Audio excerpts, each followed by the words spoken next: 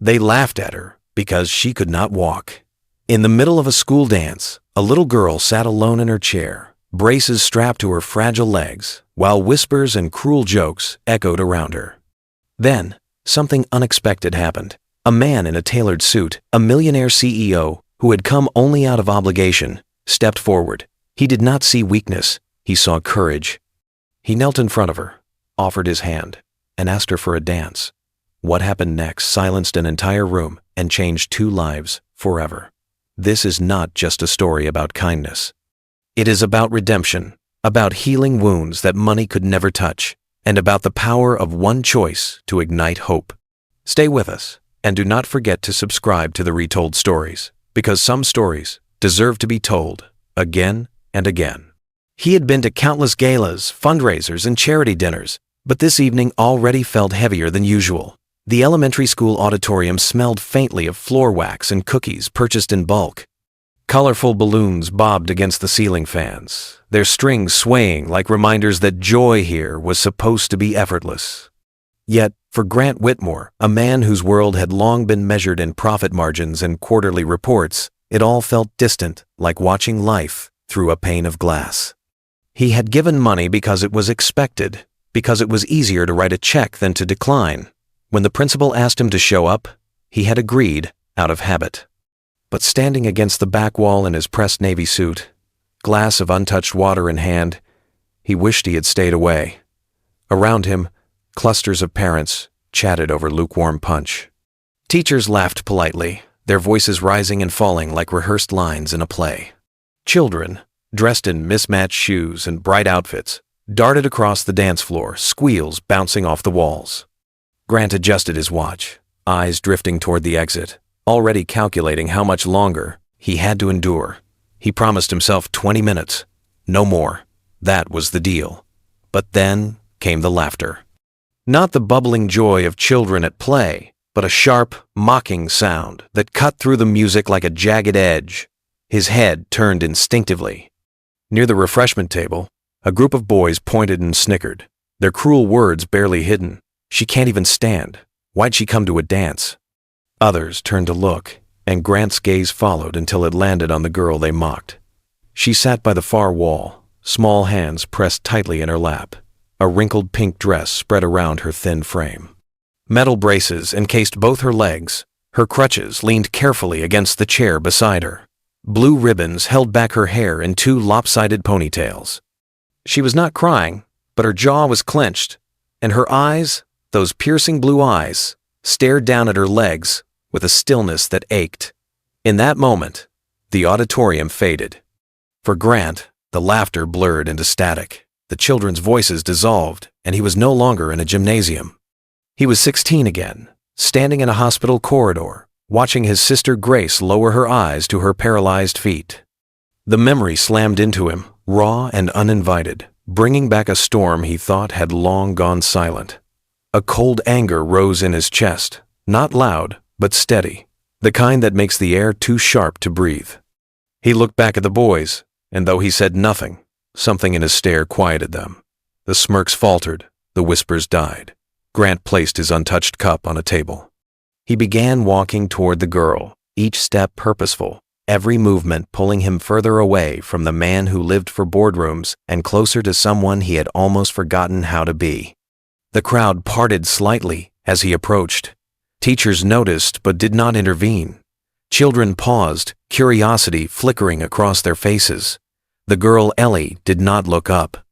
She kept her eyes fixed on the floor, as though the weight of the room pressed her deeper into the chair. Grant crouched in front of her, lowering himself until they were eye level. His voice, when he spoke, carried not the authority of a CEO, but the gentleness of someone speaking to sacred ground. "Would you honor me with a dance?" Ellie blinked, confusion flashing across her face. "But I can't stand," she whispered. Her words carried both defiance and resignation, as if she had repeated them too many times before. Grant gave her a soft smile, a smile that held no pity, only sincerity. "Then we'll just have to find another way." Silence stretched. Ellie's hands twitched in her lap. She glanced past him, toward the boys who had laughed, their eyes still watching. Her jaw tightened. Slowly, almost hesitantly, she placed her trembling hand into his. Her fingers were small, warm, and fragile, yet the moment she touched him, Grant felt a surge of strength greater than any handshake he had ever received in a boardroom. Carefully, he lifted her not to her feet, but into his arms. She tucked her face against his shoulder, not hiding, but bracing herself. The room stilled, the music awkwardly continuing, as if unaware of the weight it now carried. Grant stepped onto the center of the dance floor, holding her securely, swaying gently in time with the melody. It was not a waltz polished by lessons or grace, but it was theirs. Ellie's arms, hesitant at first, curled around his neck, and her body slowly relaxed into his. Around them, whispers replaced laughter, but none dared interrupt. Parents put down their phones. A teacher quietly dabbed at her eyes. The cruel edges of the world had softened, if only for a moment. Grant looked down at Ellie. Her brow, once furrowed, began to smooth. The pain in her gaze gave way to something more fragile wonder. She wasn't smiling yet, but the light returning to her face told him she was remembering something she thought she had lost. When the song ended, Grant bowed slightly and lowered her gently back into her chair. Ellie did not release his hand right away. "Thank you," she said softly. He nodded. "Thank you for saying yes." For a long moment, Grant stayed kneeling beside her. He turned his gaze toward the silent crowd, and though he said nothing, the message in his eyes was unmistakable. "You saw this. Remember it." Then, without fanfare, he pulled a chair beside Ellie's and sat down. The music picked up again. Children scattered back to their games, but Grant remained, steady as stone at her side.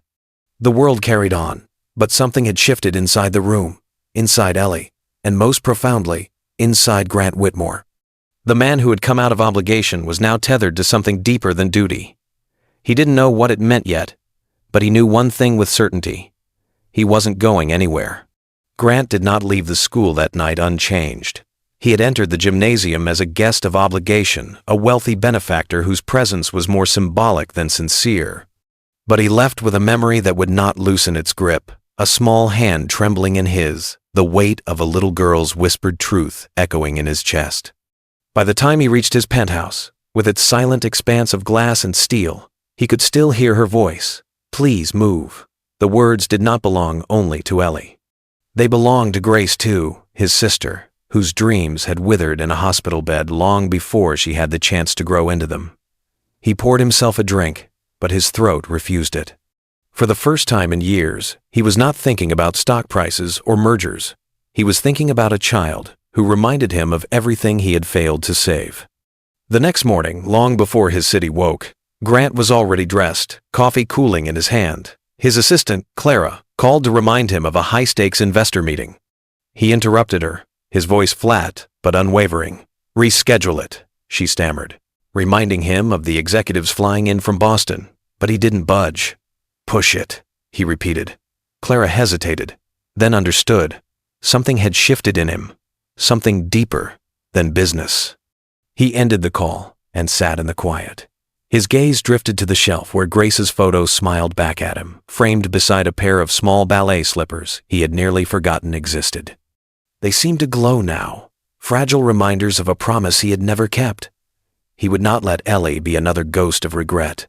By afternoon, he was in touch with the school principal, carefully navigating protocol to reach Ellie's mother. He was deliberate. No back doors, no violations of privacy.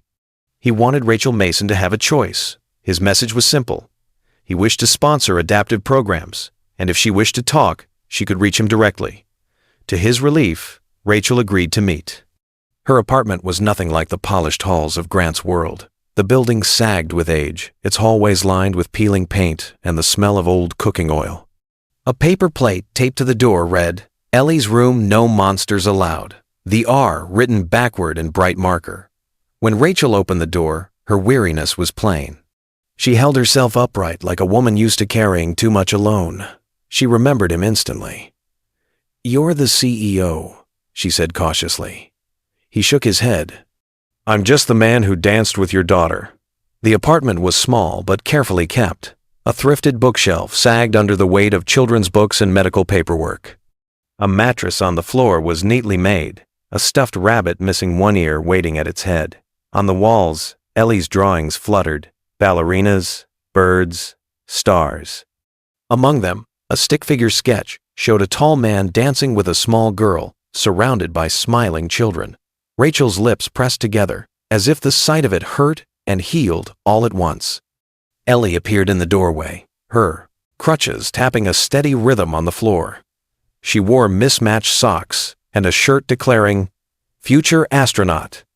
Her face lit with surprise, not disbelief. "You came," she said.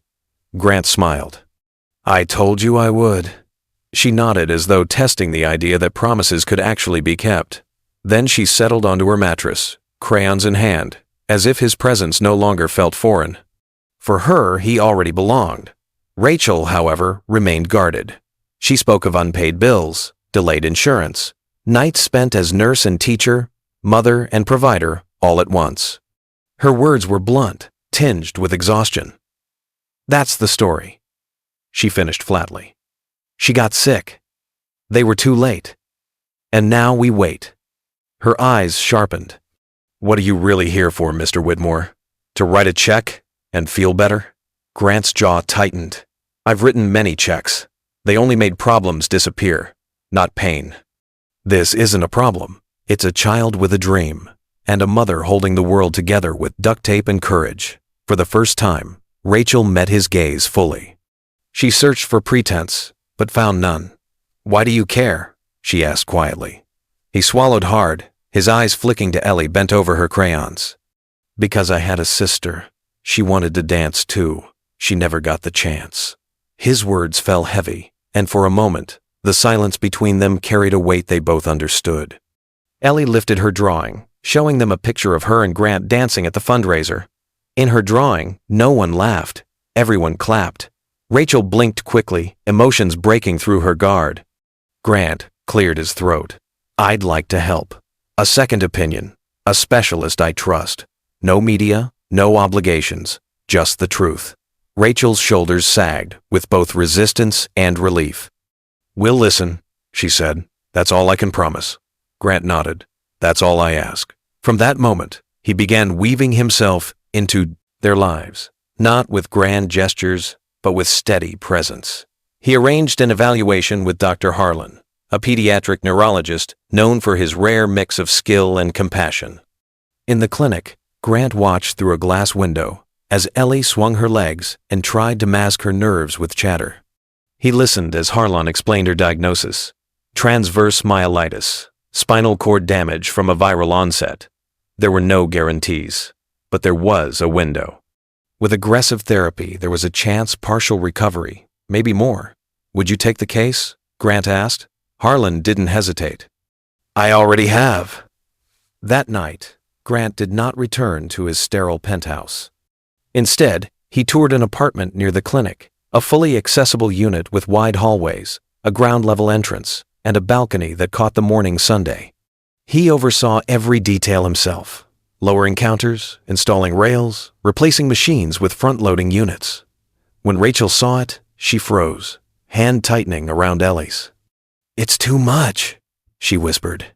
"It's just right," Grant replied. Ellie's face glowed as she discovered each room, her crutches clicking like punctuation marks to her joy. On a small shelf, she found a sketchbook and colored pencils waiting. "You remembered," she said. He nodded. "Of course." In those days, their lives began to overlap. Grant skipped investor dinners, his phone buzzing unanswered while he sat at Rachel's table, listening to Ellie explain why ducks were underrated. He wore her handmade bracelet beside his Rolex, smiling when she declared, "It suits you." He told bedtime stories that made Ellie laugh until she snorted, while Rachel leaned against the doorframe watching quietly. The walls between them were shifting. What began as obligation had become something else, something that felt alarmingly like family. For Grant, it was not about redemption alone. It was about belonging, about finding in Ellie and Rachel the life he had forgotten how to want. And though he could not name it yet, he felt it in every quiet smile, every fragile step forward, Every night, he stayed long past reason. He was no longer simply helping them. He was with them, and he had no intention of letting go. The therapy room became a second home for Grant Whitmore. Not because he had to be there, but because he chose to be. Each morning, he arrived before the sessions began, a black coffee in one hand, a folded newspaper he never opened in the other. At first, the staff had asked if he needed anything, but over time they understood. He wasn't there to manage or fix, he was there to witness. From the corner of the room, Grant memorized every detail of Ellie's determination. He knew the way she whispered numbers under her breath, always to 8, as though the rhythm steadied her limbs and silenced her doubts. He noticed the way her small fingers curled tight around the parallel bars, the tremble in her legs, the stubborn fire in her eyes. He did not cheer when she succeeded, nor did he flinch when she faltered. Instead, he gave her a small nod, each time a silent message between them that said, "Yes, I saw you. Yes, you did it." Rachel, at first, watched him with suspicion.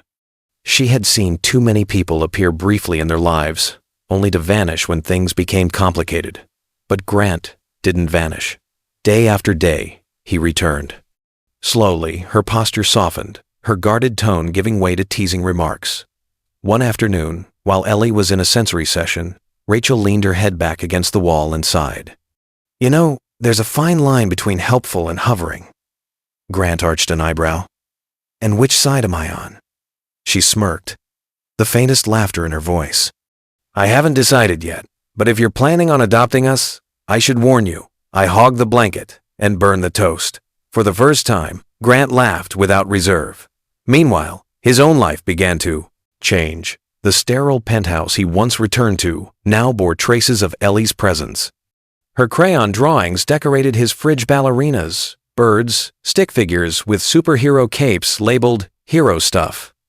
A wind chime she made from beads and yarn hung by his kitchen window, lopsided and imperfect, yet perfect in its sound. Where silence had once been heavy, it now rang with gentle music when the breeze passed through. But progress was not a straight line. One afternoon, Ellie stood trembling between the bars, her braces locked around her legs. Sweat glistened on her forehead. Rachel stood at one end, her hands clasped tightly, barely breathing. "One step," the therapist murmured. Ellie whispered her count, voice steady but fragile. Then, inch by inch, she moved her foot forward. First the left, then the right. A full step. Rachel gasped, the sound raw and uncontained, tears streaming down her cheeks. Grant pressed his hand over his chest, unable to speak, only able to nod at Ellie's bright, astonished eyes. "I did it," she whispered, and she had. Yet joy was soon followed by fear. That evening, Rachel collapsed in their apartment, her face pale, her hands trembling. Grant caught her before she fell. Within minutes, she was back under medical care. The diagnosis was swift and sobering. Undiagnosed lupus, an autoimmune flare worsened by years of exhaustion. She had carried too much for too long. Ellie sat in the corner of the hospital room, her knees pulled to her chest, her voice quiet. "Is she going to die?" she asked. Grant's throat tightened. "No, she just needs help, the same way you did." Overnight, Grant mobilized everything he could. He authorized full medical coverage through a new initiative he had been quietly shaping, the Grace Project. Named after his sister, its mission was simple but profound. No child would be denied care because their family could not afford it, and no caregiver would bear the burden alone. It was not charity. It was infrastructure for second chances.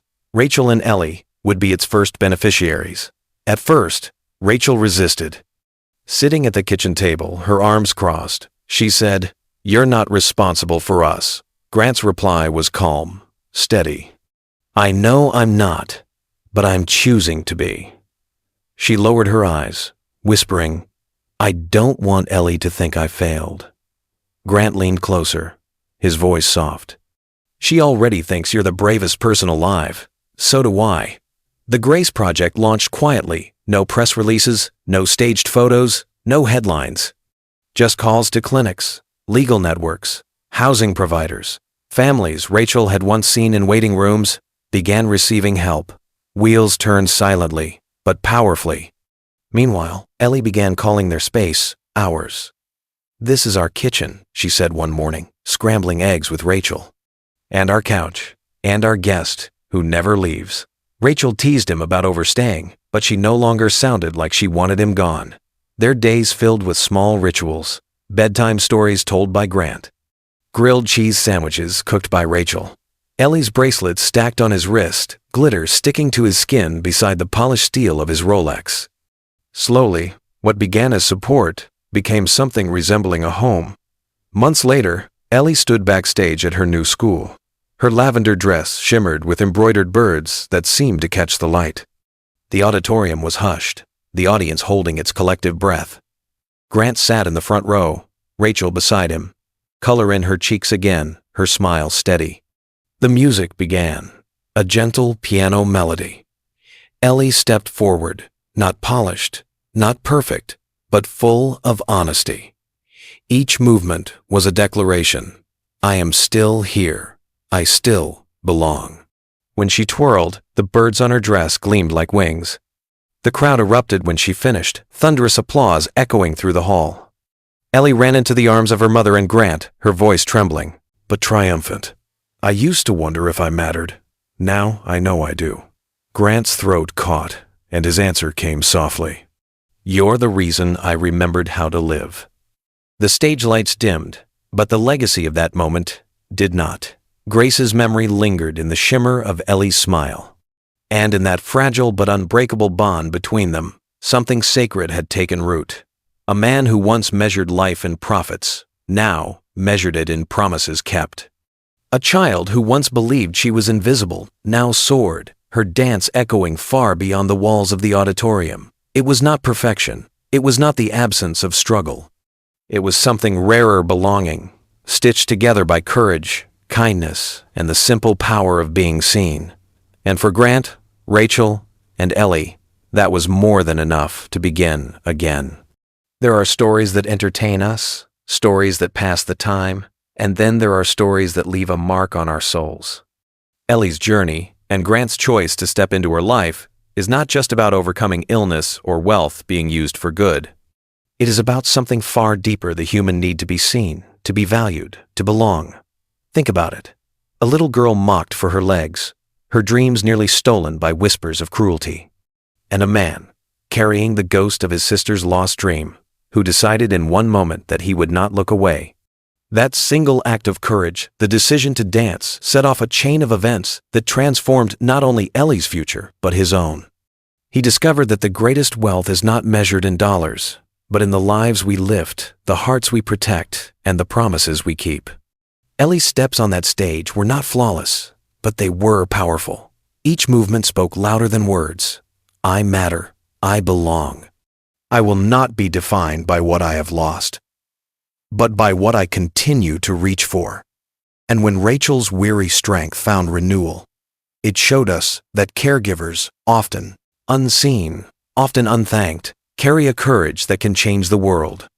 The Grace Project was born not from strategy or ambition, but from love, from the memory of a sister, and from the spark of a little girl who refused to let her story end in silence. Through it, Grant ensured that no family would face despair alone, and no child would be denied the chance to try again. And so, the story of Ellie and Grant is not just theirs, it is ours. It reminds us that we all have the power to shift the course of someone's life, sometimes with money, sometimes with time, but most often with a choice, to step forward instead of stepping back, to see instead of ignore, to hold out a hand instead of folding our arms. If this story touched you, let it change something in you too. Carry its lesson into your own life.